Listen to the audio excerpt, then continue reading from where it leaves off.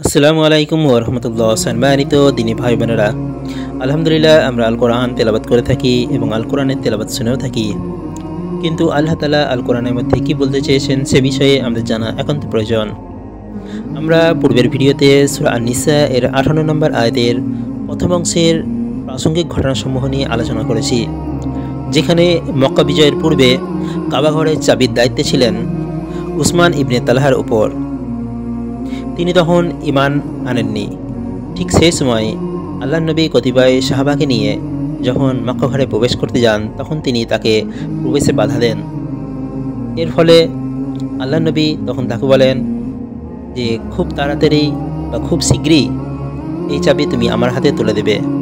কিছু সময় পর যখন মক্কা বিজয় হলো, তখন আল্লাহর নবী সাল্লাল্লাহু আলাইহি ওয়াসাল্লাম উসমান ইবনে তালহাকে বললেন, মক্কার চাবি দাও। তখন সে তার হাতে চাবি তুলে দিল। তখন তিনি পুনরায় তার হাতে সেই চাবি ফিরিয়ে দিলেন এবং বললেন, এই নাও, এখন থেকে এই চাবি কিয়ামত পর্যন্ত তোমার বংশধরের হাতেই থাকবে। অন্য যে কেউ তোমাদের হাত থেকে ফিরিয়ে নিতে চাইবে সে হবে জালেম, অত্যাচারী। আজকে এই আয়াতেরই বাকি অংশের আলোচনা করা হবে ইনশাআল্লাহ। এখানে লক্ষণীয় যে কোরআনুল কারীমে আমানতের বিষয়টিকে আমানত বহুবচনে উল্লেখ করেছে। এতে ইঙ্গিত প্রদান করা হয়েছে যে কারো নিকট অপর কারো কোনো বস্তু বা সম্পদ গচ্ছিত রাখাটাই শুধুমাত্র আমানত নয়, যাকে সাধারণত আমানত বলে অভিহিত করা হয় এবং মনে করা হয়, বরং আমানতের আরও কিছু প্রকারভেদ রয়েছে। আমানতের শানে নজুল প্রসঙ্গে উপরে যে ঘটনার উল্লেখ করা হয়েছে তাও কোনো বস্তুগত আমানত ছিল না, বরং বাইতুল্লাহর চাবি বিশেষ কোনো বস্তু নয়, বরং তা ছিল বাইতুল্লাহর খিদমতের একটি পদের নিদর্শন। এতে প্রতীয়মান হয় যে রাষ্ট্রীয় যত পদ ও মর্যাদা রয়েছে সেই সব আল্লাহ তাআলার আমানত।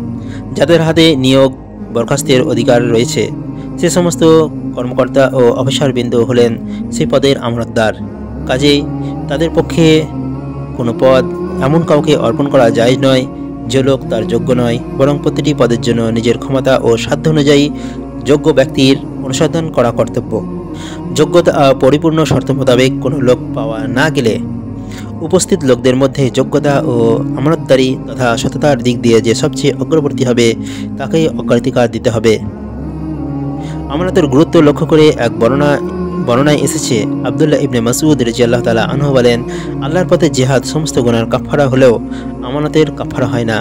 জিহাদে শহীদ ব্যক্তিকে সেদিন হাজির করে বলা হবে, আমানত আদায় করো। সে বলবে, কোত্থেকে তা আদায় করব? দুনিয়া তো শেষ হয়ে গেছে। তখন তাকে হাবিয়া জাহান্নামে নিয়ে যাওয়ার নির্দেশ দেওয়া হবে।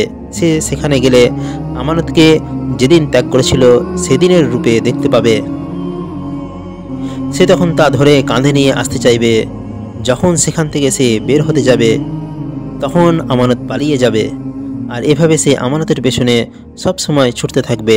তারপর আব্দুল্লাহ ইবনে মাসউদ রাদিয়াল্লাহু তাআলা আনহু উপরোক্ত আয়াত পাঠ করলেন, নিশ্চয় আল্লাহ তোমাদেরকে নির্দেশ দিচ্ছেন আমানত তার হকদারকে ফিরিয়ে দিতে। তোমরা যখন মানুষের মধ্যে বিচার কার্য পরিচালনা করবে তখন ন্যায়পরায়ণের সাথে বিচার করবে। আল্লাহ তোমাদেরকে যে উপদেশ দেন তা কত উৎকৃষ্ট।